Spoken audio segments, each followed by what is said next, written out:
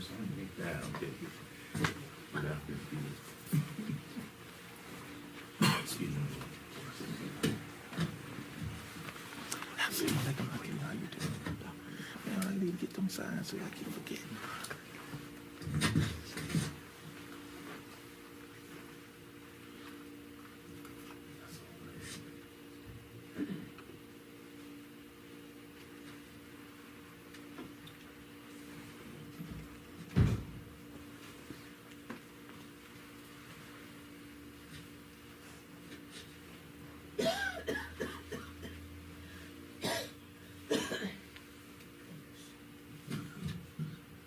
السلام عليكم ورحمة الله وبركاته.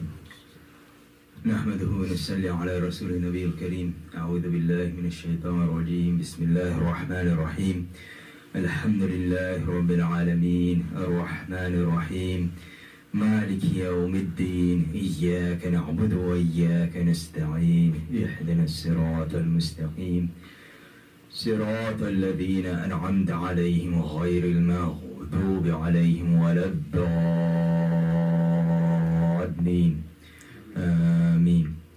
قال الله تعالى في شان حبيبي إن الله وملائكته يصلون على النبي يا أيها الذين آمنوا صلوا عليه وسلموا تسليما.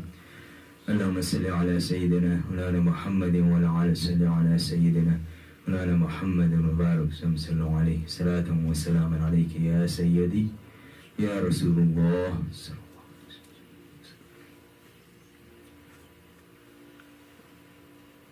And we're still in the month of Rabiul Awwal, and last weekend we had our Mawlid program here. Time, of course, is always an issue. So there are other things, or things that I alluded to when I was speaking, that I thought I would explain later on, but never got to. It was getting late, and so, but I think enough was given at that time for anybody who ponders over things that they could make the connections. So, but today, inshallah, I'll make some of those connections.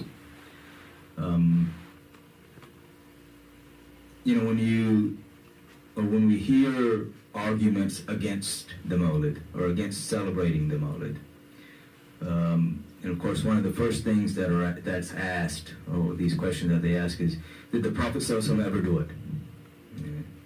Did the companions ever do it? Did the Tabi'in ever do it? Because they know that the person they're asking the question to doesn't have the background. So, they won't be able to put things together. There's a hadith in Sahih Muslim in which Abu Qatada radiallahu anhu narrates that when Rasulullah sallallahu alaihi wasallam was asked specifically as to why he fasted on Monday. And there are other hadiths where he was asked why he fasted Monday and Thursday. But this one is, he was asked specifically about why Monday. And his response was that this was the day that I was born, and this is the day that the first revelation was sent to me. So, he distinguishes the day that he's born. And so the question is, why is he fasting? Because again, he distinguishes the day and he shows his thankfulness to Allah for this day.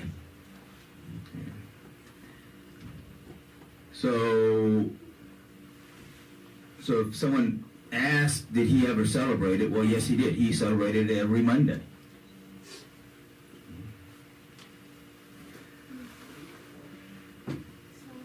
And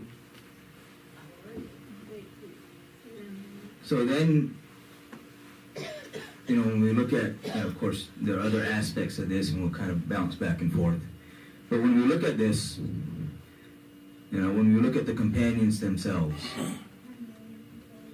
Allah subhanahu wa ta'ala in the Quran, He says, فَأَمَّا بِنِعْمَةِ رَبِّكَ فَحَدِّثْ. That when you are given a ni'mah, then, be overjoyed or show your gratitude for that.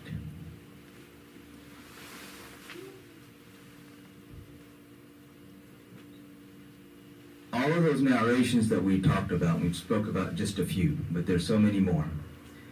And we said that, all of these are in the books of Sirah, but they're also in the books of Hadith. And you have many of these narrations where you have more than two muhaddis who say that they're sahih, talking about the events that happened at the time of the birth of Rasulullah sallallahu alaihi wasallam. If you look at the way things were transmitted, the transmission occurred because one person told another person. If you look at hadith, so-and-so heard it from so-and-so, who heard it from so-and-so, who heard it from so-and-so, who heard it from the companion, who heard it from Rasulullah sallallahu alaihi wasallam. So the same thing with these narrations, they were narrated through chains. So if no one is speaking about it, then how are they narrated? So obviously, this was being spoken about.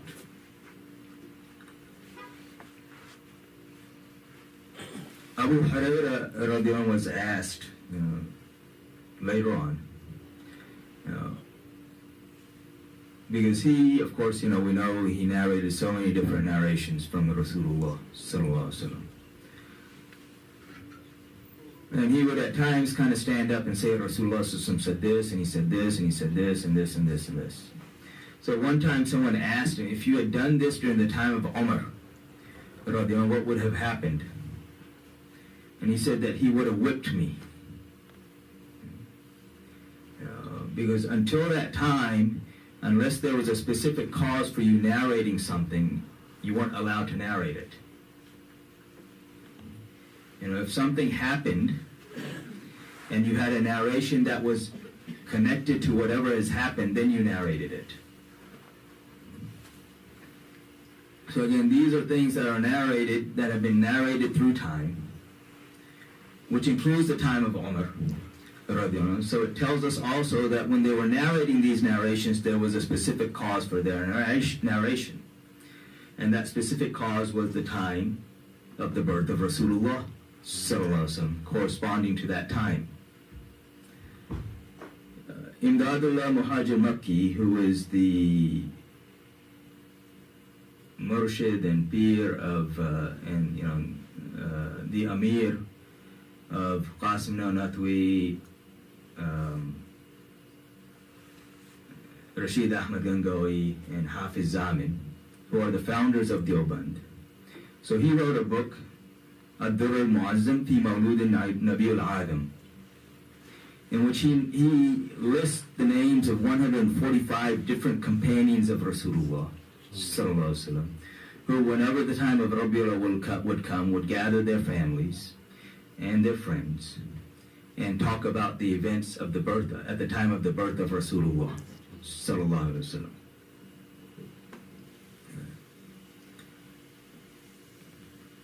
And there are other narrations. Ibn Hajar Haythami, in one of his books, he narrates the saying of Abu Bakr, talking about being grateful and celebrating the birth of Rasulullah sallallahu alaihi wasallam. The only difference that happened 600 years later was that what was being done on a small scale was then taken to a larger national scale. And this was done by Muzaffaruddin Gopuri, who is the brother-in-law of Salahuddin Ayyubi, who was, according to Ibn Kathir, he was a righteous man, a pious man, a scholar, and a warrior, a general. He fought against the Fatimids in Egypt. He's the one who helped Salahuddin Ayyubi defeat them. He fought against the Crusaders and defeated them. And he took this Mawlid to the national level, where he organized it at a national level and called various scholars to come and talk about Rasulullah sallallahu alaihi wasallam, and he fed the people, and he did all of these things during the time of Rabiul Awwal. Which is also interesting because the people that oppose this, and they'll say, this was started by some king and all these other accusations that they make. You know, these are the same people who have allowed the non-Muslims into Muslim lands, who has supported the non-Muslims against the Muslims, who have killed the Muslims and are still killing the Muslims. You know, I don't even have to name places, but these are the very same people who are doing this, accusing the person who defended the Muslims, who defended Muslim land, who defended the lives of the Muslims, and kept the non-Muslims out of Muslim lands, accusing him of bid'ah.